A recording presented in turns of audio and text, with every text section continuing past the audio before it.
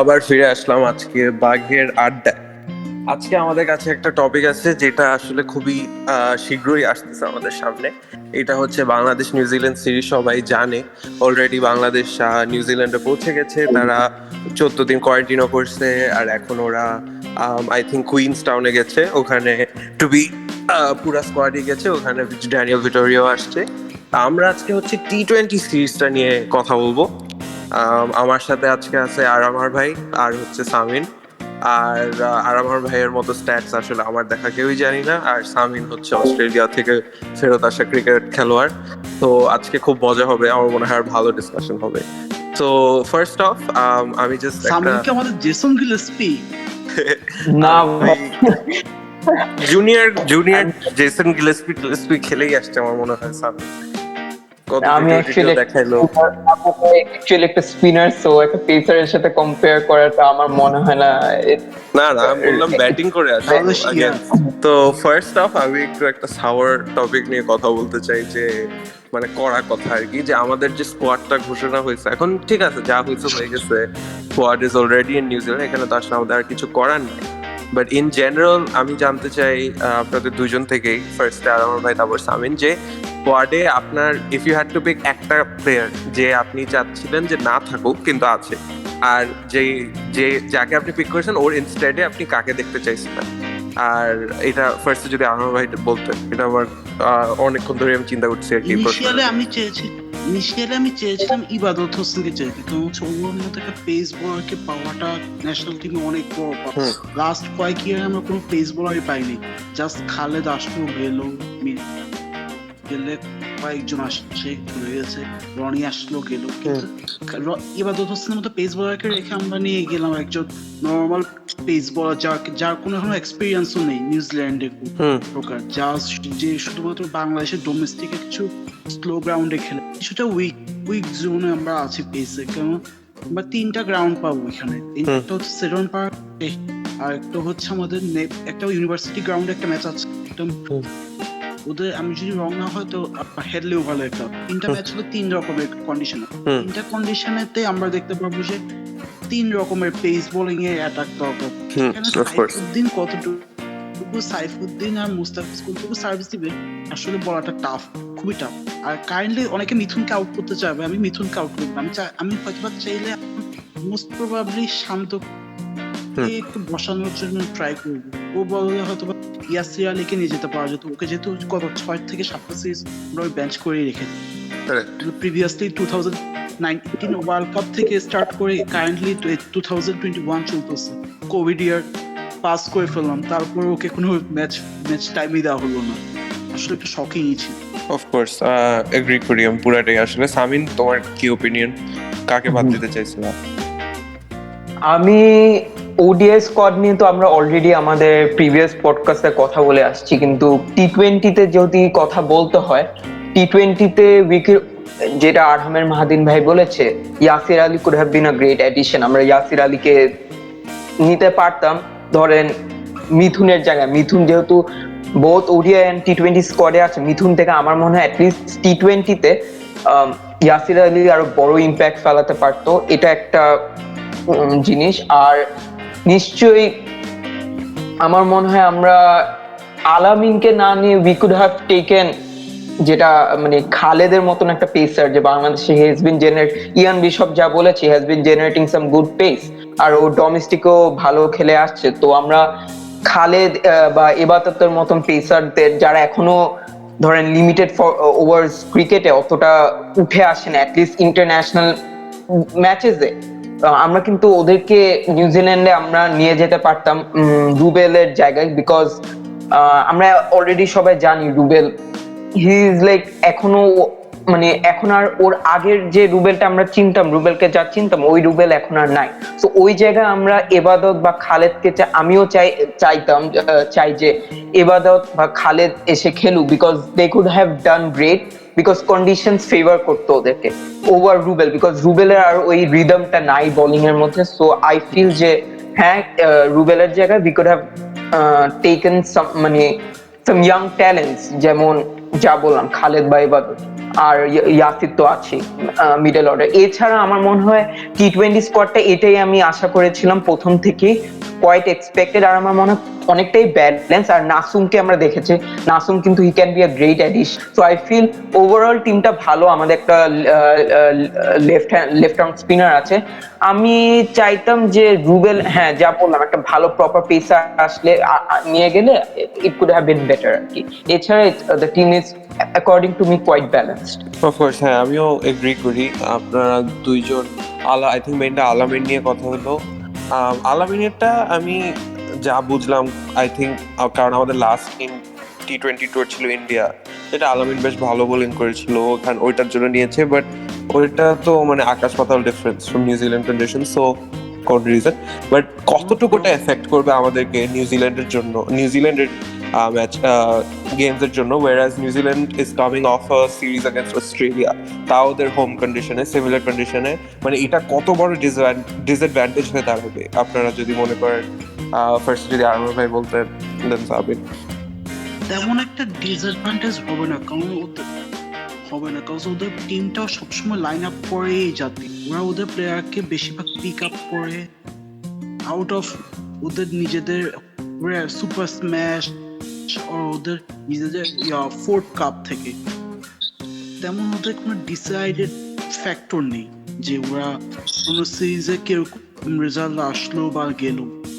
ওরা সবসময় ওদের কোরটাকে মেনটেন করে গেছে কয়েক ইয়ার ধরে, before 2019 world cup two till now. আচ্ছা, আর সামিন যদি বলতে পারতা যে আমরা যে এতদিন ক্রিকেট খেলি না, এরপর উই হ্যাড আ ব্রেক, ওইটা নিয়ে আমি আসলে জিজ্ঞেস করছিলাম যে তোমার কি মনে হয় এটা কত বড় ডিসঅ্যাডভান্টেজ হয়ে দাঁড়াতে পারবে? এটা অবভিয়াসলি একটা অনেক বড় ডিসঅ্যাডভান্টেজ আমাদের জন্য, বিকজ আমরা সবাই জানি আমরা অ্যাজ আ টি-20 সাইড আমরা কতটা উইক। আর প্লাস আমরা যেহেতু অনেকদিন ইন্টারন্যাশনাল ক্রিকেট থেকে দূরে ছিলাম, ওডিআই আমরা কিছুদিন আগে যদিও খেলেছি, আমরা কিন্তু টি-20 অনেকদিন ধরে খেলছি না। সো একটা গ্যাপ সৃষ্টি হয়েছে এখানে, ঠিক আছে? সো ইটস বেসিকলি আমাদের জন্য বলতে পারেন একটা ভালো ড্রব্যাক হবে, বিকজ আমাদের অনেকদিন খেলার টি-20 খেলার প্র্যাকটিস নাই। প্লাস এটা না মানে মানে it's like we can talk both wedge, because আমরা কিন্তু ডোমেস্টিকলি ভালো কিছু কয়েকটা টি-20 টুর্নামেন্ট খেলে আসছি, বিকজ আমরা বাট এটা আমরা স্টিল জানি যে ডোমেস্টিক আর ইন্টারন্যাশনাল ক্রিকেট কিন্তু সেম না। সো অমনে যদি দেখি আমরা যদি ইন্টারন্যাশনাল যেহেতু খেলি না এতদিন, সো আমি বলবো যে এই ডোমেস্টিকটা অতটা আমার মনে হয় না কোনো এফেক্ট ফেলাবে, বিকজ নিউজিল্যান্ডের মতন কন্ডিশনসে আর আমাদের local conditions it's like a big difference. তো আমার মনে হয় আমাদের যদি ওয়েস্ট ইন্ডিজের সাথে আমরা যদি টি-20 সিরিজটা খেলতে পারতাম, ওয়েস্ট ইন্ডিজ যদি আরো কিছুদিন থাকতো, টি-20 সিরিজটা খেলার ইনিশিয়েটিভ বা আগ্রহটা দেখাতো, তাহলে আমার মনে হয় এটা আমাদের দেশের জন্য মানে বিফোর দ্য নিউজিল্যান্ড ট্যুর একটা ভালো প্রিপারেশন হইতো। বিকজ একটা ইন্টারন্যাশনাল গেমের যে এক্সপিরিয়েন্সটা থাকে বা যে মানে মোমেন্টামটা ক্রিয়েট হয়, ওটা অনেক ইম্পর্টেন্ট লাইক ফিউচার ম্যাচেস এর জন্য। সো আমার মনে হয় আমাদের প্লেয়ার্সদেরকে মানে এখন যা করা উচিত, যে নিউজিল্যান্ডের কন্ডিশনসে গিয়ে যে কয়েকদিন সুযোগ পাচ্ছে ওডিআই বা যেগুলো প্র্যাকটিস গেম, ওগুলোর সাথে মানায় নেওয়া, অমনি টি-20 জন্য প্রিপারেশনটা নেওয়া। Because the end of the day কন্ডিশনসের সাথে অ্যাডজাস্ট করাটা আরো মেজর চ্যালেঞ্জ হবে। ওইটার সাথে অ্যাডজাস্ট করতে পারলে, আর যেহেতু ডোমেস্টিক কিছু একটা হলেও টুর্নামেন্ট খেলে আসছে, আমি জানি there is a big difference between international and domestic, তাও আবার সাবকন্টিনেন্টাল কন্ডিশনস আর নিউজিল্যান্ডের কন্ডিশনসে একটা অনেক বড় ডিফারেন্স আছে। বাট স্টিল আমার মনে হয় এখন যদি প্র্যাকটিস সেশনস গুলো প্রপারলি তারা করে আর ওডিআই সিরিজে যদি একটু ভালো পারফরমেন্স দিতে পারে, টি-20 সিরিজের আগে আমার মনে হয় একটা ভালো প্রিপারেশন বাংলাদেশ টিমে থাকবে, আর we can expect them to do something. ওইটাই, হ্যাঁ, আই থিঙ্ক তোমার এই পয়েন্টটা খুব ভালো যে আমরা টি-20 সিরিজটা সেকেন্ড খেলবো, এর আগে 3টা ওয়ানডে খেলার জন্য, প্লাস আমরা যে এখন ট্রেনিং করতেছি আর যে প্র্যাকটিস গেম খেলবে, এটা বেনিফিশিয়াল হবে। সো অবভিয়াসলি বাই দেন এমন তো আমরা তো আর নিউজিল্যান্ডের মতো হয়ে যাব না, কিন্তু তাও মোটামুটি একটা হ্যাবিচুয়েশন থাকবে। আর আমরা জানি যে গেমের ফরম্যাট যত শর্টার হয় তত বেটার, তত ডিফারেন্সেসটা কমে যায়। সো অবভিয়াসলি টি-20 ইজ আ ফরম্যাট যেখানে any team on any given day can beat anyone. তো অবভিয়াসলি আমাদের ডেফিনেটলি চান্স আছে ওই সিরিজটায় খুব, আই উড সে, ভালো করার। এখন বাংলাদেশ তো with covid rules and everything অনেক বেশ বড় সড়ো একটা স্কোয়াড নিয়ে গেছে, আর এটা মানে খুবই নর্মাল প্রসিজার। এই কন্ডিশনে আমরা দেখে আসছি ওই যে কোভিড এর পর ফার্স্ট ট্যুরটা হলো ওয়েস্ট ইন্ডিজ টু ইংল্যান্ড, তখন থেকে দেখে আসছি যে teams are habituated now to traveling with big squads and big lots of players and also coaching staff, good fitness staff, physios and that সব ভালো কথা। তো এখন ওইটার জন্য অবভিয়াসলি টিমটা চুজ করা হার্ডার হয়ে যাচ্ছে। তো আমরা যদি ওপেনার দেখি, আমরা যদি if we go top to bottom, হবে না, হ্যাঁ আরাম ভাই বল। কেন হার্ডার হবে না? রিজনটা বলে, ওদের বাংলাদেশে যে টিমটা, কোর টিম কিন্তু 4 জন ফিক্স, আর 7 প্লেয়ার যারা আছে তাদের মধ্যেও 5 জন টোটালি ফিক্স, জাস্ট 2 চেঞ্জেস। ও টপ অর্ডারে একজন আর লোয়ার অর্ডারে একজন বলার, নাসুম আর একজন আচ্ছা এখানে টপে একজন এক্সট্রা ব্যাটসম্যান আর এক্সট্রা। আরহামান ভাই আপনাকে একটু ইন্টারভেন করছি, বাট আমরা যেহেতু টপ অর্ডার নিয়ে জারিফ ভাই কথা বলা শুরু করেছি, এখানে আমার একটা ভালো মানে এটা আমার মধ্যে একটা ভালো জিনিস হতে পারে, ইটস লাইক একটা অপিনিয়ন দিতে চাই যে আমি যে ধরেন উই অল নো লিটন কিন্তু ক্যারিয়ারের শুরুটা করেছিল নাম্বার 3 পজিশন দিয়ে ইন্ডিয়ার সাথে। সো আমরা লিটনকে কিন্তু মানে তামিমের সাথে কনসিডার না করে ওকে যদি আমরা 3rd পজিশনে খেলে, আমরা কিন্তু তামিমের সাথে 9 কে খেলাতে পারি, তাহলে কিন্তু 9 কিন্তু একটা ভালো হিটিং অপশন, কিন্তু কিছুটা হলেও সময় নিল পরে যে কিন্তু ভালো রানস তুলতে পারে। তো ইন দ্যাট কেস আমরা যদি টপ 3 তামিম, 9 আর লিটনকে রাখি, আমার মনে হয় বাংলাদেশ টিমের জন্য শুরুর দিকে পাওয়ার প্লেটা ক্যাপিটালাইজ করা অনেক ইজি হয়ে যাবে।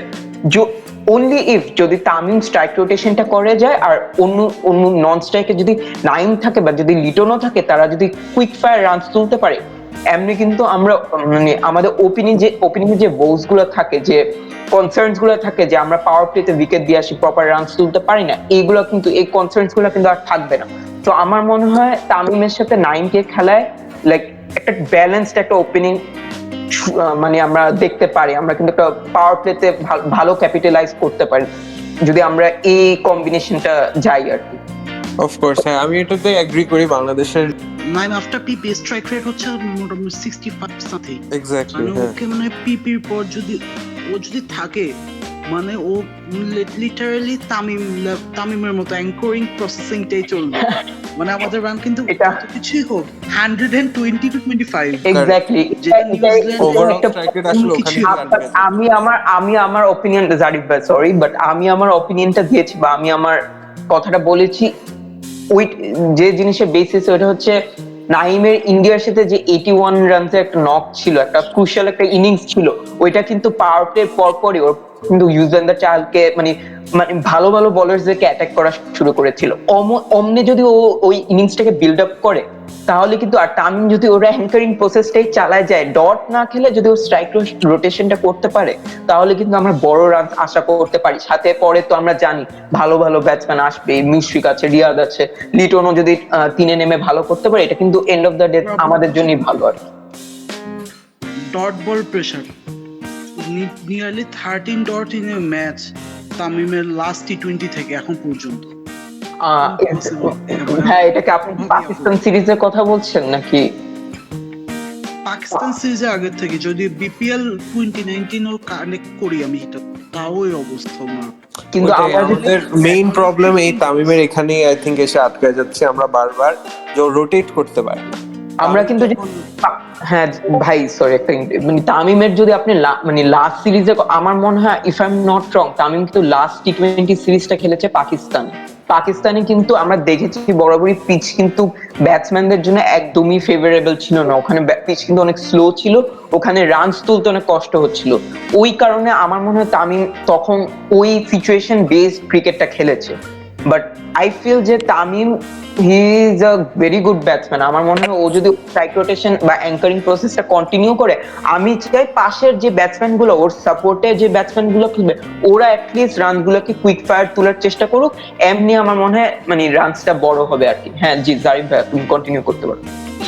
হ্যাঁ না, আমি এগ্রি করি। আমার মনে হয় সব শেষমেশ আমরা ওখানে আটকে যাচ্ছে তামিম, যে সে অ্যাঙ্কার করতে গিয়ে বা যাই করতে গিয়ে ডট বল পার্সেন্টেজটা হয়ে যায়। হিটিং এর দিক দিয়ে তামিমের থেকে উপরে বাংলাদেশে আই ডোন্ট থিঙ্ক, মানে যখন শট খেলে তখন খুবই সুন্দরই খেলে, এটা নিয়ে কোনো ডাউট নাই। যখন একটা ভালো ড্রাইভ খেলে বা তার পুল হোকস খুবই সুন্দর, কিন্তু প্রবলেম ইজ ইন বিটুইন তার রোটেশনটা অনেক পুয়ার। আর নাইম অবভিয়াসলি নাইমকে আমরা এক্সপেক্ট করতে পারবো না যে খুব সুন্দর রোটেশন নিয়ে আসবে, কিন্তু তারও এই প্রবলেমটা ম্যাসিভ। আমরা যদি একটা নাইমের এখানেই সমস্যা, so that is the only downside I think নাইমকে খেলা। আমি কারেন্টলি পুরো afraid of Kyle Jamieson. Kyle Jamieson ওর একটা সিরিজ খারাপ গিয়েছে, কিন্তু ও যদি বাংলাদেশকে টার্গেট করে খেলে ওই 9 থেকে ও কম অ্যাটলিস্ট 8 to 9 বলস ও ডট নিবে পার ম্যাচ। এই ভয়টা আমারও আছে জাস্ট বোলিং ফুল।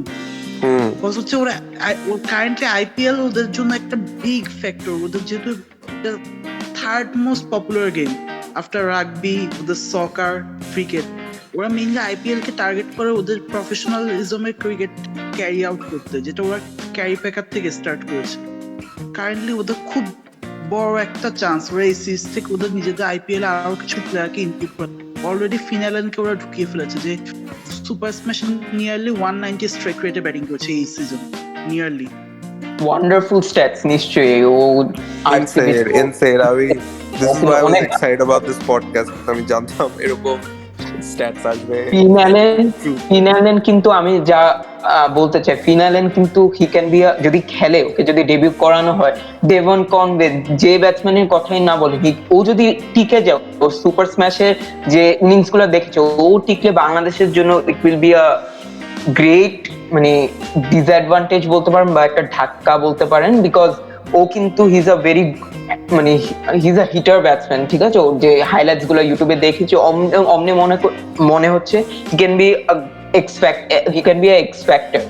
বাট আমি বলছি যে যেহেতু আমরা ব্যাটিং নিয়ে আপাতত এখন কথা বলছি, বাংলাদেশে ব্যাটিং নিয়ে কথা বলছি, আমি চাবো যদি একটা ব্যাটসম্যান, যদি তামিমের কথা বললেন, ও অ্যাঙ্কারিং করলে পাশের ব্যাটসম্যান গুলোকে they have to take the hitting responsibility. ওরা যদি হিট না করে আমার মনে হয় রানস উঠবে না, যেটা আহমেদ ভাই বললো, ওটা অনেক কষ্ট হয়ে যাবে, 120-25 উঠানো কষ্ট হয়ে যাবে। বিকজ কাইল জেমিসনের কথা তো বললামই, ও কিন্তু এটাকে ওর এই সিরিজটাকে ওর কামব্যাক সিরিজ হিসেবে নিতে পারে, বিকজ সামনে যেহেতু আইপিএল আসছে, ওর কিছুটা একটা হলেও পারফরমেন্স দিতে হবে। সো অমনে ওভারঅল দেখলে সবাই নিউজিল্যান্ডের সবাই টার্গেট করবে এই সিরিজটাকে, অনেক সিরিয়াসলি খেলার জন্য টার্গেট করবে। আমার মনে হচ্ছে কি কাইন্ড অফ দ্য প্রবলেমটা হচ্ছে ওরা টি20 সিরিজে কিন্তু আমাদের সেম স্কোয়াড দিবে না। ওরা ওডিআই সিরিজের জন্য যে পিচ গুলো দিবে সব মোস্টলি গ্রিন পিচ দিবে, যেহেতু ওদের স্কোয়াডে নিয়ারলি কোনো স্পিনারই নেই। ওদের যে নতুন ওডিআই স্কোয়াড দিবে, টি20 স্কোয়াডের পিচ গুলো হবে ওয়েলিংটন টাইপ, যেটা আমাদের লাস্ট কয়েক পিচ আমরা দেখলাম অস্ট্রেলিয়ার সাথে দিয়েছে, 11-5-6 উইকেট করে নিচ্ছে। ঈশ্বরী খুব ভালো বোলিং করছে, বল যখন একটু গ্রিপ করতেছে তখনই এরকমই করবে। ওই জন্য আমার মনে হয় ওরা কয়েকটা ডেবিউ দেখতে পাই, যেমন উইলিয়াম সমরভিল আছে, তারপর আয়েজাজ পাটেল, কয়েকজন নিউ ডেবিউটেন্ট আছে, যে ম্যাট রিপন, লোগান ভ্যান বিক, এরকম অনেকগুলো নিউ প্লেয়ার আনবে ওরা। হচ্ছে ওরা হ্যাঁ, তারপর খুব সম্ভবত ওদের কিন্তু একটা চায়নাম্যানের কথা যদি আমরা বলি, রিপন নামে একটা চায়নাম্যান আছে, ও কিন্তু সুপার স্ম্যাশ ডোমেস্টিক কম্পিটিশনসে ভালো করছে। আর চায়নাম্যান কিন্তু আমরা জানি আমরা জেনে বাংলাদেশের মতন টিমের জন্য লাইক এটা একটা অনেক বড় একটা চ্যালেঞ্জ হতে যাবে, বিকজ আমরা সাধারণত চায়নাম্যান 3.2 হচ্ছে আমাদের economy against Chinaman last 2014 world cup থেকে এই 2021 পর্যন্ত, যদি আমরা অনেকদিন চায়নাম্যান ফেস করিনি। অবশ্যই অমনি কিন্তু হ্যাঁ এক্স্যাক্টলি আমাদের জন্য জিনিসটা কিন্তু অনেক টাফ হয়ে যাবে যদি নিউজিল্যান্ড এরকম চায়নাম্যান বা ওদের ভালো ভালো লেগ স্পিনার্স বা পেসার্স গুলো সব মিলে ওদের বোলিং কম্বিনেশনটা ইটস আউটস্ট্যান্ডিং। আমার মনে হয় আমাদের ব্যাটসম্যানদের বোথ মানে strike rotation is a big factor. যদি স্ট্রাইক রোটেট করতে পারে আর পাশে কয়েকটা ব্যাটসম্যান যদি হিটিংও করতে পারে, মানে সব মিলে আমার মনে হয় প্রসেসটা এমনি ক্যারি অন করতে হবে আর কি। আসলে আমার কাছে এই টিমটার সবচেয়ে বড় প্রবলেমটা হচ্ছে বাংলাদেশে বাংলাদেশ জানি আমরা কি খেলবে, যেটা হবে সেটা প্রায় নিয়ারলি সবাই জানে, কিন্তু নিউজিল্যান্ড টিমটা এরকম পারফর্ম করবে এটার উপর ডিপেন্ড করবে। আমরা একটা খুব উইক টিমের সাথে সিরিজ খেলে আসছি, ওয়েস্ট ইন্ডিজ, যাদের কোনো বেসিক টিমটাই ছিল না, ব্যাটিং ফার্স্ট 3 ব্যাটসম্যান আউট মানে টিমটাই সে, কিন্তু হরিবল টেস্ট সিরিজের পর হয়তো একটু আই ওপেনার হলো। মেবি এই সিরিজটা আমি কোনো দেখতেছি না, মানে পুরো টিমটা হচ্ছে মনে হচ্ছে একটা গালিবল আর কোনো একটা লিলিপুরের টুর্নামেন্ট চলতেছে নিয়ারলি। ওদের কোনো কন্ডিশন থেকে শুরু করে pitch size, ground size, everything against the. Even ওদের এখন সবচেয়ে উইন্ডি সিজন, ওদের এখন 28-30 চলছে। লাস্ট কয়েকদিন ধরে আমি দেখলাম ওদের উইন্ড ব্লো যাচ্ছে, যেটা ওই আমরা ওদের ইংল্যান্ড ওমেন ভার্সেস নিউজিল্যান্ড ওমেনের খেলা দেখলাম। ওদের অবস্থা, ওদের মানে ওরা নিয়ারলি গ্র্যাব করতে পারতেছে না both sides। হ্যাঁ, ইনসেন। আমার আসলে কন্ডিশনস অনেক বড় একটা ফ্যাক্টর হয়ে দাঁড়াবে। আচ্ছা, আমরা তো টপ অর্ডার নিয়ে বেশ কিছু কথা বললাম। আইড সে মিডল অর্ডারটা আরো স্টেবল আমাদের ওখানে। ওরকম আমার ভাই যে বললেন যে ওরকম আসলে রুম ফর এরার বা রুম ফর কি বলবো, there is no luxury to choose. ওখানে আমাদের সলিড একটা কোর আছে, মুশফিক, রিয়াদ, এরপর অ্যাট সাম পয়েন্ট সাইফুদ্দিন আসবে। কিন্তু I would say the number 7 spot is up for grabs somewhat. ওখানে আমরা শেখ মাহদিকে দেখতে পারি বা আফিফকে দেখতে পারি। তো ওইখানে কি মনে হয়, ওখানে কাকে আমরা দেখতে পারি? আমরা কি মাহদিকে খেলাবো বিকজ ওর ইয়ে আছে, ও স্পিন ওর অফ স্পিনের জন্য উইল নাকি আমরা আফিফকে will go out for a batsman আর কি আফিফের জন্য? আমি এখানে একটা কথা বলতে চাই যে আফিফ কিন্তু নাম্বার 7 এর জন্য, আমরা যদি ওই জিম্বাবুয়ের সাথে যদি ওই 50 অড রানটা যদি বাদ দিই, ওই নকটা যদি না দিই, আমার মনে হয় Afif is better at number 5। আমাদের কিন্তু বোথ নাম্বার 5 আর নাম্বার 7 একটা বড় একটা কোয়েশ্চেন। কারেন্ট এভারেজ মুস্তাফিজের চেয়ে কম, 4.5। ওইটা ও অমনে, ওইটা আমি যদি আমরা বলতে চাই, ওটা ও কিন্তু যদি আমরা একটু ডিপলি দেখি জিনিসটা, ও কিন্তু অমনে ওই সুযোগ পায় না রান করার। ও এমন সিচুয়েশনে নেমেছে, he couldn't capitalize that situation। ওই কারণে হতে পারে ওর এভারেজটা আমরা যেটা এক্সপেক্ট করছি অমন এভারেজ না। বাট আমার মনে হয় ওকে যদি 5-এ খেলানো হয়, যেহেতু 5-এ একটা কোয়েশ্চেন মার্ক আছে বিকজ সাকিব নাই, সো আমাদের একটা অলরাউন্ডার লাগবে, একটা বোলার লাগবে যে মোটামুটি স্পিন পারে। সো আমার মনে হয় 5-এ মোসাদ্দেক আর আফিফের মধ্যে যদি একটা কম্পিটিশন থাকে, আমার মনে হয় Afif should be over Mosaddek, because আমার কাছে পার্সোনালি স্পিকিং আফিফকে একটা বেটার টি-20 প্লেয়ার লাগে। হি is a gun fielder, he is like everywhere in the field. ও কিন্তু ভালো ব্যাটিং পারে, মোটামুটি ভালো বোলিংও করে। সো যখন সাথে আমরা আসছি, সাথে তাহলে যদি আমরা আফিফকে 5-এ দেখি, সাথে কিন্তু ইদার মোসাদ্দেক খেলবে বা মাহিদি খেলবে। মাহিদি আমরা সকলে জানি, আমরা যে বরাবরই দেখে আসছি, কিন্তু রিসেন্ট যত লোকাল টুর্নামেন্টস বা ডোমেস্টিক টুর্নামেন্টস হচ্ছে, কিন্তু ভালো পারফর্ম করে আসছে এবং একটা ভালো স্ট্রাইক রেটে রান করছে। রিসেন্ট বঙ্গবন্ধু বিপিএল টি-20 কাপের কথা যদি বলি, কিন্তু ভালো একটা 50 আছে, and he can play all over the park. ঠিক আছে, সো সব যদি কনসিডার করি, ও কিন্তু স্পিন, ও 4 ওভার বোলিংও দিতে পারবে। সো আমার মনে হয় সাথে 5-এ যদি আফিফকে খেলে, সাথে আই গেস যে Mahidi will be a good choice because he can complement Saifuddin with the finishing role. আর এটাই বলতে চাচ্ছি। আমি এখানে কিছু জিনিস অ্যাড করতে যাচ্ছি যে মোসাদ্দেকে কিন্তু যখনই গ্রাউন্ডের সাইজ 60 অডসে চলে আসে, তখন ওর স্ট্রাইক রেট নিয়ারলি 168 আপ, সাথে ওর বোলিং এভারেজ কমে চলে আসে 19-এর ওর নিচে ইন ওডিআই। টি-20 যেহেতু খুব একটা খেলে নেই এরকম গ্রাউন্ডে, সো এটা বলতে পারছি। বাট টি-10-এও কিন্তু ওর যখনই গ্রাউন্ডের সাইজটা কমে আসছে, তখনই কিন্তু ওর স্ট্রাইক রেট কিন্তু খুব ভালো, বিকজ ও খুব ক্লিনলি ওইরকম গ্রাউন্ডগুলোকে ক্লিয়ার করতে পারে। যদি আমরা ফ্যাবিয়ান অ্যালানকে ক্লিয়ারলি রিমাইন্ড করতে পারি, ওকে কিন্তু এরকম একটা গ্রাউন্ড পজিশন থেকে কিন্তু শর্ট বাউন্ডারি টার্গেট করে ও হিট করেছে টি-10 এর কথা বলতে ম্যাচে ওই ট্রাইনেশনটা যেটা আমরা জিতলাম আয়ারল্যান্ড। মনে আছে, খুব ভালো পয়েন্ট। আমার মনে হয় মোসাদ্দেক থ্রু দ্য লাইন যে মারে, আর নিউজিল্যান্ড অবভিয়াসলি গ্রাউন্ড গুলো বেশ ছোট, ওটা একটা বিশাল একটা টি-20 নক ওডিআই হলো, এটা কিন্তু প্রায় একটা টি-20 নকের মতনই ছিল মোসাদ্দেকের। ওইটা আমি মানে বলবো ইট ওয়াজ আ গ্রেট ইনিংস। ওইটা যদি দেখেন, ওইটা বিবেচনা করলে Mosaddek will also be a good pick. But যেটা আরহামের ভাই বলছিল, আর যে গ্রাউন্ড সাইজ ওর এরকম মাঠে খেলার এক্সপেরিয়েন্স নাই। সো এক্স্যাক্টলি, এখানে মোসাদ্দেক মাহদি খুবই সিমিলার। আমরা we are getting the same thing, we are getting a finisher, আর হচ্ছে কয়েক ওভার অফ স্পিন দিতে পারে। এখন ওই দিক দিয়ে যদি বাংলাদেশ ওইটা চায়, তাহলে ইটস পসিবল যে আমরা মোসাদ্দেকের নিয়েই আগাবো বিকজ এক্সপিরিয়েন্স আছে। মাহাদি যে একদম চান্স পাবে না তা বলছি না, but I think first pick might be okay আমার মনে হয় মেইনলি টি-20 তে খেলানোর জন্য নেওয়া হয়েছে over ODI. So I guess প্রথম ম্যাচে চান্স না পেলেও আমার মনে হয় মাহিদির একটা চান্স আছে সিরিজটা খেলা। So let's see what happens. Correct. আর এখন তো হয়ে গেল আমাদের 3-4-5 মতো কথা। এরপর সাইফুদ্দিন তো I would say very solid. আমি সাইফুদ্দিনের মতো প্লেয়ার আমাদের টি-20 না খেলার তো ওরকম কারণ নাই। বাট এরপর যদি আমরা বোলিং আর কি নাম্বার 8 এখানে বা ফিনিশিং আর কি এক্সপেক্ট করছি। আর আমার ভাই যদি বলতেন যে সাইফুদ্দিনের পরে বা সাইফুদ্দিনের আশেপাশে ব্যাটিং এ বা ওইখানে কাকে এক্সপেক্ট করতেছেন, বা if you go into the bowlers ওখানে আর কি, এক্সেপ্ট মুস্তাফিজ ও তো সলিড, এছাড়া অপশনই নেই ওখানে, তেমন একটা অপশনের লাক্সারি নেই আমাদের।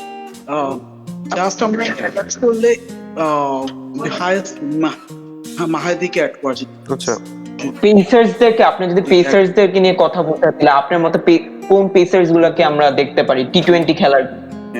জারিফ ভাই তুমি যদি একটু বলতে তোমার অপিনিয়ন্স কি আর কি পেসার্স এখন এই একটা লাক্সারি আছে আমাদের, বা লাক্সারি বলবো না, এটলিস্ট অপশন আছে আমাদের। আমরা অনেকগুলা পেসার নিয়ে গেছি।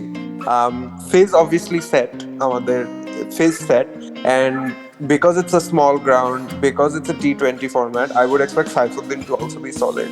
So Saifuddin ফেজ সেট, আর বাকি রইল আমাদের হাতে দুইটা পেসার। এখন এর মধ্যে আমি তাসকিনের অনেক বড় ফ্যান 100%, কিন্তু জাস্ট টি-20 বলে এন্ড জাস্ট বিকজ ও একটু হলেও ইয়ে করতে পারে, ডিভিয়েট করতে পারে, আই উড হ্যাঁ exactly, I would personally think যে শরীফুলকে টি-20 একটা চান্স দেওয়া যায়। শরীফুল অনেক স্মার্ট একটা বোলার, সে ইজিলি 135 প্লাসে উঠে যেতে পারে on his good days, or even মানে জেনারেলি ওর অ্যাভারেজ পেসে ওরও ওটার কাছাকাছি চলে আসে, because he look stronger fitter now. আর হচ্ছে what I really like about him, খুবই স্মার্ট একটা bowler. He bowls to his field, তার লেন্থ সে ভালোভাবে বের করে, তার স্লোয়ার বলটাও ভালো, এগুলো সবই খুব কাজে লাগে। ইয়র্কার গুলো কিন্তু অনেক ভালো, বঙ্গবন্ধু টি-20 কাপে কিন্তু অনেক ভালো কয়েকটা ইয়র্কার মেরেছে। বঙ্গবন্ধু টি-20 কাপে he was one of the most economical quick bowlers, if not the most, but খুবই ভালো ছিল I would say. I would like to see in টি-20 অনেক ভালো কয়েকটা উইকেটস নিয়েছে শরীফুল, ভালো ব্যাটসম্যান, ভালো ভালো ব্যাটসম্যান গুলোর উইকেট নিয়েছে। আর হ্যাঁ, যা বলেছেন তাসকিন ইজ লাইক, আমরা ওডিআই তে তাসকিনকে দেখতে পারি, লাস্ট ওডিআই ওয়েস্ট ইন্ডিজের সাথে he was pretty good with his line and length, but টি-20 টা আমরা আগেও দেখেছি, বিপিএল বলেন বা বঙ্গবন্ধু টি-20 কাপ বলেন, ও কিন্তু উইকেট পাইলো he gets distracted while bowling, ওর লাইন এন্ড লেন্থ কিন্তু মাঝে মাঝে একটু ওয়েভার্ড হয়ে যায়। তো ইটস আ মেজর, ওই রিস্কটা আমরা নিতে চাচ্ছি না। তো ইন দ্যাট কেস কিন্তু হাসান মাহমুদের যদি কথা বলতে হয়, ও কিন্তু বঙ্গবন্ধু টি-20 কাপ বলেন, লাস্টের 19 এ বিপিএল টা বলেন, he was fantastic with his death bowling, ওই যে ব্যাক অফ দ্য আর্ম যে বোলিং, ওগুলো কিন্তু অনেক এফেক্টিভ। এক্স্যাক্টলি পিক, এক্স্যাক্টলি আমার মনে হয় ফিজ আর Hasan should be a fixed contender for the pace bowling attack. আর সাথে আমরা তাসকিন বা যেই পারফর্ম করে তাসকিন বা শরীফুলকে, দুইজনের মধ্যে একজনকে দেখতে পারি। শরীফুলকে আমরা আগায় রাখতে যাচ্ছি যে তাসকিনের উপর, because of his recent performance. তো ওভারঅল আমার মনে হয় ভাইয়া যে আমাদের কিন্তু বোলিং লাইন আপটা অতটা খারাপ না, আগের থেকে অনেকখানি ইমপ্রুভ হয়েছে। আর আমাদের অনেকেই বলছে সাকিব আল হাসান না থাকে আমাদের অনেক ড্রব্যাকস বা আমাদের অনেক ডিসঅ্যাডভান্টেজেস থাকবে, বাট আমার মনে হয় স্পিনিং ডিপার্টমেন্টেও অ্যাটলিস্ট টি-20 আমাদের কিন্তু 4 ওভার বল করার মধ্যে আমরা মাহিদি নিয়ে কথা বলেছি, মোসাদ্দেকেও কিন্তু বঙ্গবন্ধু টি-20 কাপে he was very useful with spin bowling. ও কিন্তু ওর ব্যাটিং থেকে কমেন্টেটররাও বলে আসছে ও কিন্তু ওর ব্যাটিং থেকে বোলিংই বেটার করেছে। এবং নিউজিল্যান্ডের সাথে আমরা সকলে জানি, এটা যদিও ডিফারেন্ট ফরম্যাট হোক, ও কিন্তু 2017 চ্যাম্পিয়ন্স ট্রফির কথা আমরা কেউ ভুলতে পারবো না, ও কিন্তু নিউজিল্যান্ডের সাথে দুর্দান্ত বোলিং করেছে। মিডল অর্ডার কলাপসের মেইন রিজন ছিল মোসাদ্দেক। সো মাহিদি মোসাদ্দেক আমরা একটা অলরেডি ডিবেট করেছি, বাট আমার মনে হয় we have a balance spin attack. আমরা কিন্তু 3টা পেসার খেলায় সাইফুদ্দিন, হাসান আর ফিজের সাথে আমরা কিন্তু নাসুমকেও দেখতে পারি। নাসুমকে কিন্তু মেইনলি আমরা সবাই জানি যে টি-20 জন্যই নেওয়া হয়েছে, and he can be a vital part of our team, because একটা left arm spinner in any condition is a, কি বলবো, ইটস লাইক অনেক বড় ইম্প্যাক্ট ফেলায়। সো আমার মনে হয় we have a pretty balance bowling attack. আর let's hope for the best, সবাই যদি তাদের বেস্টটা দিতে পারে তাহলে আমরা প্রবাবলি ওদের কলিন মুনরোকে কল করব, যার strike rate nearly 195 against us in last 3 or 4 T20s. He nearly smashed all over the park, which is quite surprising for any bowler or any player for us, because he had been so much weak in medium pace or slow left arm spin or whatsoever, but he whenever he comes to us, he goes for mighty huge knocks like হ্যাঁ century exactly on 80 or 90. Obviously ও কিন্তু আমাদের বোলারদের against Chris মানে মনরোর কথা যেহেতু বলতেছে, ও কিন্তু আমাদের বোলারদের এগেইনস্ট বরাবরই অনেক ভালো ছিল, কিন্তু অনেক ভালো ভালো টি-20 নকস খেলেছে আমাদের এগেইনস্টই। সো আমার মনে হয় মানরোকে যদি ডাকে, আমি ওর রিসেন্ট পারফরমেন্স অনেকদিন ওকে ফলো করি না বা ওর রিসেন্ট পারফরমেন্স সম্পর্কে ধারণা নাই, but I feel Scorchers he was splendid nearly whole tournament. He nearly carries the whole team with, as Mitchell Marsh was injured in middle and they nearly survived the whole hurdle in between. But হ্যাঁ obvious স্পিনের উইকনেসটা অনেক এখনো খুব rare personally উইকনেসটা আছে। যদি মোসাদ্দেক হোক আর মাহমুদুল্লাহ হোক, ও কিন্তু wicket throw করে একটা চান্স নিবেই। বাট দেখা যাক মানরোকে খেলাবে নাকি খেলাবে না, বিকজ অনেকদিন ওকে সিনে আমি দেখি, ইন্টারন্যাশনাল সিনে দেখছি না। ও লাস্ট কিছু সিরিজ নিউজিল্যান্ডে ফলো করেছে, ওখানে মানরো ছিল না, বাট ও যদি খেলেও হি can be a vital part. কিন্তু বাংলাদেশ বরাবরই ভালো খেলে আছে। তো আর সবচেয়ে বড় আমাদের টেররটা হচ্ছে গাপটিল, যার অ্যাভারেজ নিয়ারলি 112 ইন ওডিআইস, জাস্ট ওডিআইস। আমি টি-20টা কোনো কাউন্টই করলাম না, জাস্ট ওডিআইস 112 অ্যাভারেজ। হ্যাঁ গাপটিলের কথা যদি বলতে হয়, গাপটিল কিন্তু আমরা লাস্ট সিরিজের ফার্স্ট ম্যাচে দেখে ভেবেছি ইজ আউট অফ টাচ, এটা বাংলাদেশের জন্য একটা ভালো অ্যাডভান্টেজ হতে পারে, বাট উই ওয়্যার অল রং। ও কিন্তু যেমনে কামব্যাকটা দিয়েছে ওটা দেখে লাইক আমরা কিন্তু সবাই একটু মানে সারপ্রাইজ বলবো না, he is a quality batsman, any ডেও কামব্যাক দিতে পারবে। বাট ও যেমনি কামব্যাকটা দিয়েছে, টি-20তে যা ও পারফর্মটা করেছে ওটা কিন্তু স্প্লেন্ডিড। আর it's a major fear, it should be a major fear for our side. বাংলাদেশের সাথে কিন্তু Guptill is a major threat. তো মনরো বলেন গাপটিল বলেন, আমাদের বোলারদের উচিত লাইক ডিসেন্ট লাইন এন্ড লেন্থে বল করা, ওয়েভার যদি না হয় হওয়া, আর ডিসেন্ট বোলিং করলে আমরা কিন্তু ভালো কোনো একটা রেজাল্ট আশা করতে পারি। বিকজ গাপটিলের মতন প্লেয়ারদেরকে যদি অপরচুনিটি দেন, he will do his best to capitalize that opportunity বা use that opportunity. So ও কিন্তু কোনো খারাপ বলকে অলমোস্ট এত বছর নিউজিল্যান্ড ট্যুর করলাম, কিন্তু এর মধ্যে আমাদের catch dropping average nearly 2.5 in per match. তাহলে আমরা ম্যাচ জিতবো কিভাবে ওখানে গিয়ে? হ্যাঁ এরকম যে এক্স্যাক্টলি গাপটিলের মতন প্লেয়ারদেরকে এমনি চান্স দিলে we can't expect to win because he is a quality batsman. ও কিন্তু চান্স গুলোকে অপরচুনিটিস গুলোকে গ্র্যাব করে। সো আমার মনে হয় we have to be আমাদের লাস্ট ওয়ার্ল্ড কাপে তো আমরা মানে লাস্ট আগের ওয়ার্ল্ড কাপে আমরা 2015 এ গাপটিলকে ড্রপ করলাম, সাথে সাথে গাপটিল 95 ওয়াট করে ম্যাচটা নিয়ে গেল। এক্স্যাক্টলি যা বললাম, Guptill is always dominant against Bangladesh. আমাদের উচিত we have to be decent with our fielding and our bowling. আমরা যদি এক্সট্রা কিছু ট্রাই করতে চাই, তখনই যদি কোনো মিস্টেকস ক্রিয়েট করি, তখনই কিন্তু ওরা অপরচুনিটিকে ইউজ করবে। গাপটিল বলেন, মনরো বলেন, আর যে ব্যাটসম্যানই বলেন না কেন, নিউজিল্যান্ডের প্রত্যেকটা ব্যাটসম্যানই কোয়ালিটি ব্যাটসম্যান। সো আমাদের বোলিং অ্যাটাক থেকে আই ফিল যে we have to give our best, extra কিছু না ট্রাই করতে না করে we have two stick to our basics.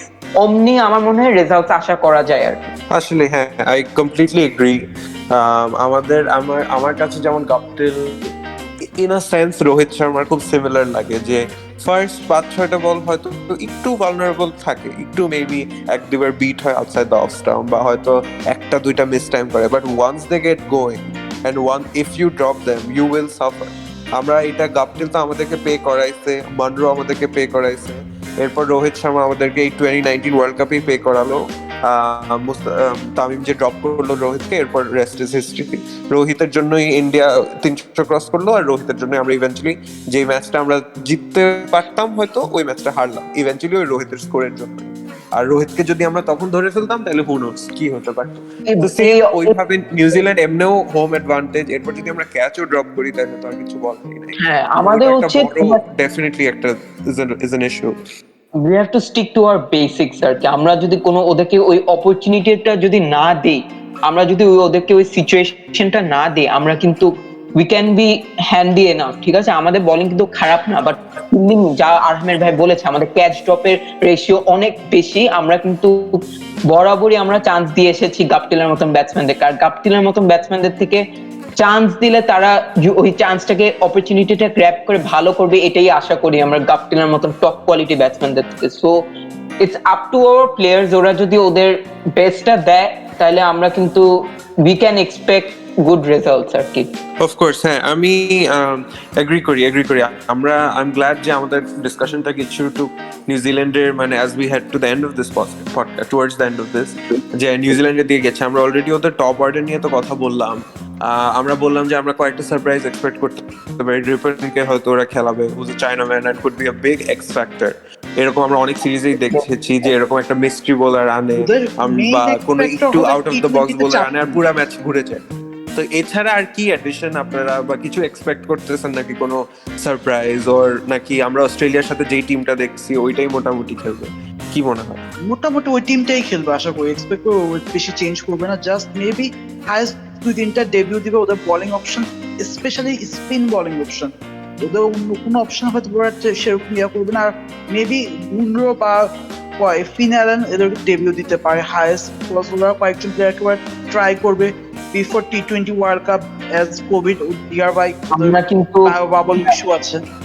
ভাইয়া এখানে একটা কথা অ্যাড করতে চাই, বোলিং নিয়ে যেহেতু কথা উঠেছে, আমরা কিন্তু জানি আইপিএল আসছে সামনে, সিরিজের এপ্রিলের মানে যখন টি20 সিরিজটা হবে তখন কিন্তু নিউজিল্যান্ডের আমরা অনেক জায়গায় পড়েছি যে বোল্ট কিন্তু খুব সম্ভবত টি20 সিরিজটা মিস দিয়ে আইপিএল খেলতে চলে যেতে পারে।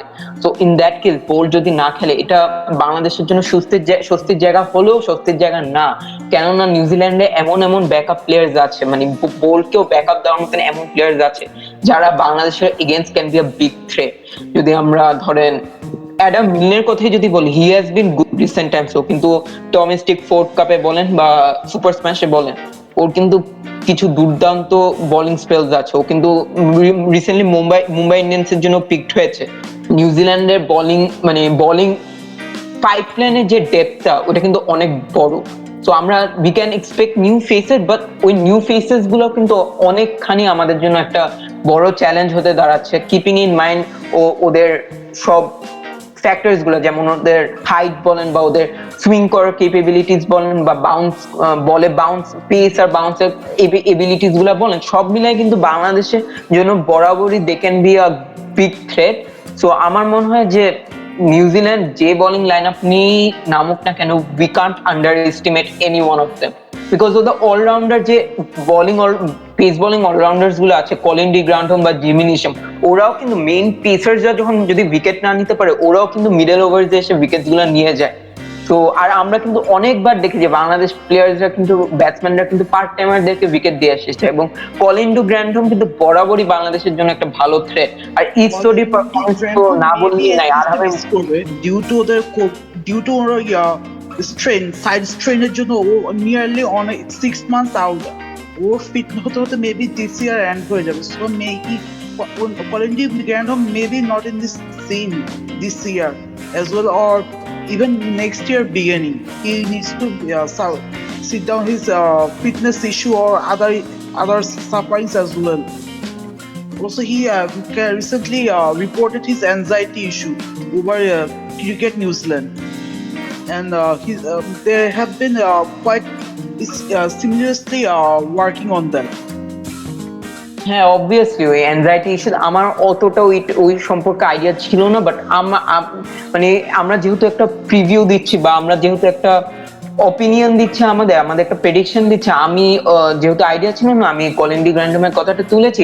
গ্র্যান্ডম না থাকলেও আমরা বলেছি ওদের কিন্তু স্যান্টনার একটা অলরাউন্ডার, স্পিন বোলিং অলরাউন্ডার আছে, স্যান্টনার কিন্তু বরাবরই বাংলাদেশের সাথে ভালো খেলেছে। এর সাথে ইসোডি তো আছে একটা লেগ স্পিনাররা কিন্তু বরাবরই বাংলাদেশের ব্যাটসম্যানদের জন্য ট্রাবল ক্রিয়েট করছে, সব আগেও করেছে আমরা দেখেছি। ও কিন্তু 2016 ওয়ার্ল্ড কাপে আমি মনে আছে নাকি আপনাদের টি20 বাংলাদেশে 70 রানস আউট হয়েছে, তখন কিন্তু ইসোডিও ভালো বোলিং করেছিল। সো আমার মনে হয় ইসোডি বাংলাদেশের সাথে একটা খেলার একটা ভালো এক্সপিরিয়েন্স আছে, আর he is coming with great form. So overall যদি দেখি অনেক ব্যালেন্স স্পিন বোলিং বলেন, পেস বোলিং বলেন, অনেক ব্যালেন্সড একটা লাইন আপ নিয়ে টি20 তে নামতে যাচ্ছে নিউজিল্যান্ডের। অফকোর্স হ্যাঁ, আমিও এগ্রি করি। অফকোর্স আমার এটা তো মানে গোজ উইদাউট সেইং যে ওরা খুব স্ট্রং টিম, ওরা স্ট্রং টিম নিয়েই নামবে। ওরা they've been looking strong for the past 2-3 years almost, আর ওদের অনেক অপশনস আর অনেক ট্যালেন্টস, ভেরি এক্সাইটিং ট্যালেন্ট। তো আই থিঙ্ক ওর মোটামুটি আমরা শেষের দিকে চলে আসছি। আমি জাস্ট একটু ক্লোজিং কনভারসেশনটা এন্ড করার আগে তোমার কাছে জাহিদ ভাই, তোমার কাছে একটা কোশ্চেন ছিল। হ্যাঁ বলেন। হ্যাঁ, একটা কোশ্চেন ছিল। হ্যাঁ, would you want Team Cypher to play ahead of মানে ফিনালেন যে রিসেন্টলি ডোমেস্টিকলি অনেক ভালো পারফর্ম করে আসছে এবং আইপিএল কলাপটাও পেয়েছে, নাকি আপনি চাবেন টিম সাইফার খেলুক আর ফিনালেনকেও যদি ওরা সাইডলাইনে রাখুক যাতে they can do a good experiment? So who do you want to be in the আমি বাংলাদেশের পয়েন্ট অফ ভিউ থেকে তো চাই কেউই না খেলুক, ওরা একটু টেস্টেড 3-4টা ব্যাটসম্যান খেলা, কিন্তু from a neutral point of view আমি অবভিয়াসলি ফেন অ্যালেনের আমি যা স্ট্যাটস দেখলাম আর যা হালকা পাতলা হাইলাইটস দেখেছি, অত তো ফলো করা হয় না superstar, very exciting prospect and কোনো মানে ভয় নাই, he goes for it, plays for the team. তো তাকে যদি দেখা যায় কিপার কিপার ছাড়া খেলতে পারবে, ইজিলি টি20 কিপার ছাড়া খেলতে পারে, because Devon Conway as a keeper first ম্যাচটা খেলে ফেলেছে, সো ওকে ছাড়া ইজিলি কিপার একদম শর্ট করে খেলতে পারবে, ওদের কোনো প্রবলেম নেই। হ্যাঁ, ওখানে আবার গ্লেন ফিলিপসও আছে, আমরা গ্লেন ফিলিপসকেও জানি যে হি is a handy middle order batsman, কিন্তু ভালো রানস তুলতে পারে। তো আমার মনে হয় আমাদের আন্ডার এস্টিমেট করার কিছু নেই। উইলিয়ামসন নাই অনেকে ভাবতে পারে যে না we have a chance, but সিচুয়েশনটা কিন্তু এমনটা না। উইলিয়ামসন ছাড়া আমরা দেখেছি ওডিআই স্কোয়াড কিন্তু ওয়ান্ডারফুল একটা স্কোয়াড নিয়ে নামবে নিউজিল্যান্ড, তো টি20 থেকেও কিন্তু আমরা বরাবরই কিছু ভালো কিছু এক্সপেক্ট করতে পারছি। এক্স্যাক্টলি, এখন জাস্ট শেষ করার আগে আমি জাস্ট একটু যদি ছোট করে তোমরা বলতা যে এক্স্যাক্টলি এক্সপেকটেশনটা কি, what you think is the ideal or the best, obviously best case scenario to bollamই না, best case scenario to obviously অনেক ভালো কিছু, but এমনি what is a good result from this tour or from the T20 series in particular, would you say? Just one win, nothing else, just one win, because we have never won any matches over in New Zealand. Correct. Kind of one win would be a huge achievement for us. Correct. আমার মনে হয় আমরা কিন্তু একটা অনেক বড় T20 international gap থেকে মানে ফেরত আসছে। আমরা অনেকদিন ইন্টারন্যাশনাল টি20 খেলি নাই। খুব সম্ভবত আমার মনে হয় ইন্ডিয়ার সাথে বা পাকিস্তানের সাথে আই গেস লাস্ট টি20 সিরিজটা খেলেছে, খুব একটা মনে পড়ছে না, বাট আমার মনে হয় যদিও গ্যাপ আছে, বাট আই ফিল যে আমরা কিন্তু রিসেন্টলি ডোমেস্টিক কিছু ম্যাচ খেলে আসছি, ডোমেস্টিক টি20 টুর্নামেন্টস খেলে আসছি, সো আমাদের প্লেয়ার্সদের একটা টি20 নিয়ে একটা ভালো এখন আপাতত একটা বলা যে একটা ভালো ফ্লো আছে, but we can't expect best because we can't expect the best because domestic আর ইন্টারন্যাশনালে নিশ্চয়ই অনেক বড় একটা পার্থক্য, আর দুই জায়গার কন্ডিশন সো খুবই ডিফারেন্ট। সো আমার মনে হয় মেন্টালিটিটা যদি স্ট্রং রাখতে পারে বাংলাদেশ, যদি তারা তাদের বোথ মেন্টাল গেম আর যদি তারা ইনজুরি কনসার্ন যদি না থাকে, আমাদের ভালো ভালো যে টপ 4 যে প্লেয়ার্স গুলো মাহমুদুল্লাহ বলেন, তামিম বলেন, মুশফিক বলেন, ওরা যদি রেসপন্সিবিলিটি নিয়ে যদি খেলতে পারে আর they can do proper strike rotation, যেটা তামিমের ব্যাপারে আমরা বলেছি, শুরু থেকে যদি পাওয়ার প্লেটা ভালোভাবে ইউটিলাইজ করতে পারে, স্ট্রাইক রোটেট করতে পারে, আদার এন্ডে যদি অন্য প্লেয়াররা হিটিং করে যেতে পারে, আমার মনে হয় Bangladesh has a good chance. আর যা বলেছি, they have to grab the opportunities. নিউজিল্যান্ডকে কেন উইলিয়ামসন নাই, হালকা করে নেওয়ার কিছু নাই, we have to give our best. এখন আশা করি বাংলাদেশ তাদের রেসপন্সিবল ক্রিকেটটাই খেলবে, ম্যাচিওরড হয়ে খেলবে, হোপিং ফর দ্য বেস্ট আর কি। এগ্রিড, আমিও honestly hoping for the best, just hoping আমরা কিছু একটু নিয়ে আসতে পারি ফেরত, একদম এমটি হ্যান্ডেড যাতে না আসি। এটা আমার জাস্ট ফ্যান্সদের জন্য আর প্লেয়ারদের জন্য গোয়িং ইনটু টি20 ওয়ার্ল্ড কাপ ইয়ার খুব ইম্পর্টেন্ট যে আমরা একদম খুব ডিসহার্টেন ভাবে না ফেরত আসি। সো আই উড সে মোটামুটি এটাই। Thank you both for making time and joining us. আমরা we will be back with more বাগের আড্ডা। যারা শুনছেন থ্যাংক ইউ সো মাচ শোনার জন্য। আমরা সরি যদি একটু কোনো ডিফিকাল্টি হয়েছে, আমরা সবাই এদিক ওদিক থেকে অনেক ডিফারেন্ট কোণা থেকে বসে করছি, but we are trying our best and keep listening and hopefully we'll be back and hopefully you'll be back for our next episode as well. So thank you so much both of you, and yeah, thank you guys.